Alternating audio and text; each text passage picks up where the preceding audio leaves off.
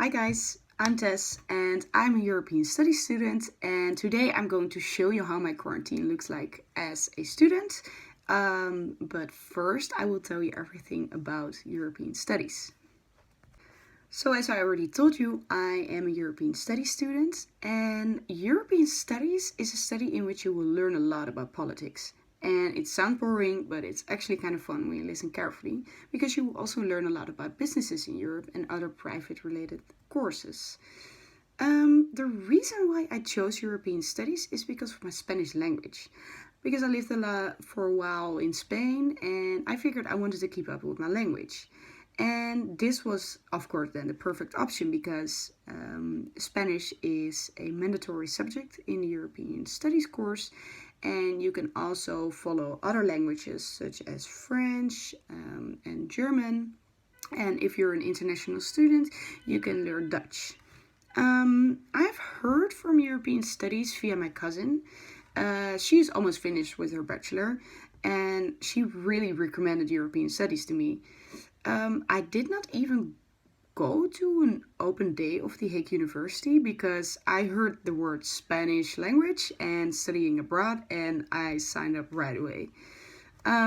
Later on, I figured that you can also do your internship abroad. That's actually kind of fun as well. When I started European Studies, it wasn't much fun for me, in my opinion, because it was a lot of work. And I had trouble with the English language since I'm Dutch and not English.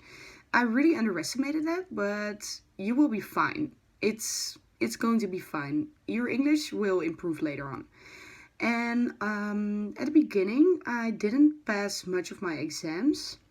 And around January, I went to my study advisor because I really couldn't keep up. And I hadn't had much stress at that point, but later on I was like, okay, if European Studies is this for like another 3 years, then I was in doubt if I should continue with this study. So as I already told you, I didn't pass that much of my exams in the first year, but around January I went to my study advisor, and a study advisor is someone you can always approach even if it's not related to school. You can always talk to him if you're in trouble or want some help. Just like me, and I had a lot of help from my teachers. And in my opinion, European Studies teachers are a lot different than other teachers because they really want you to pass with a high grade, and that's not the difference, but they always offer you to help, and you can always approach them after the class and they will help you in their spare time. And I think that's really great because you get the feeling that you're in really good hands. So later on, everything was fine. I passed because of the good help from my teachers. But I didn't understand why I did not pass some courses so easy as other students. However, in my first year, in the end of my first year, you can make a choice between the private sector and the public sector. And the private sector is more business related, and of course, then the public sector is politics related. I chose the public course because it's way more interesting to me.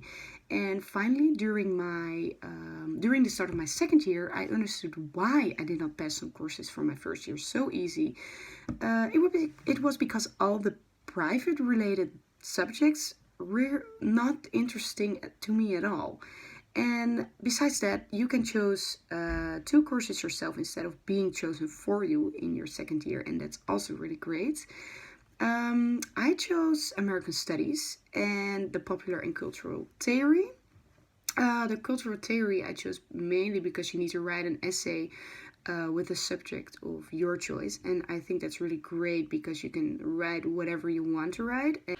And I also chose American Studies, and because I figured it was something different than all the European twaddle and all the European things around European studies. And I was really excited because everything went really smooth and I passed my study from subject from my second year. So another fun part in your second year of European studies is that you can choose where you want to go on exchange. And since I already saw a lot of Europe, I really wanted to go to America. And there were only several spots on the universities. It was not limited like Spain and Italy and all the other countries in Europe.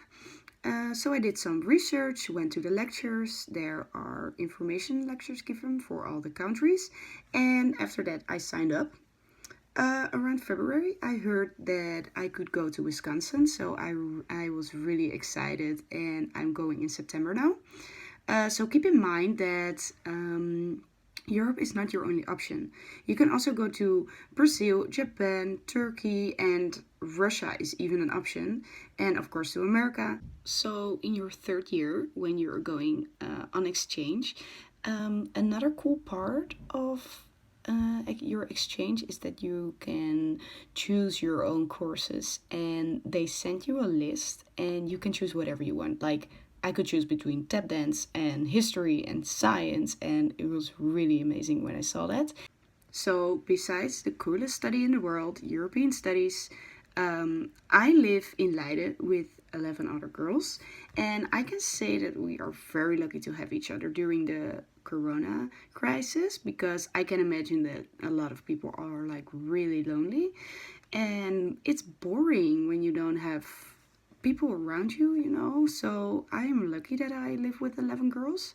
In the beginning, we said that we considered each other as a family because you cannot keep 1.5 meter distance from each other in a student house. And when the prime minister said that we were going in a semi-lockdown for 1 month, then my roommates and I said to each other that we were going to make the best out of it, and we were going to be active every day.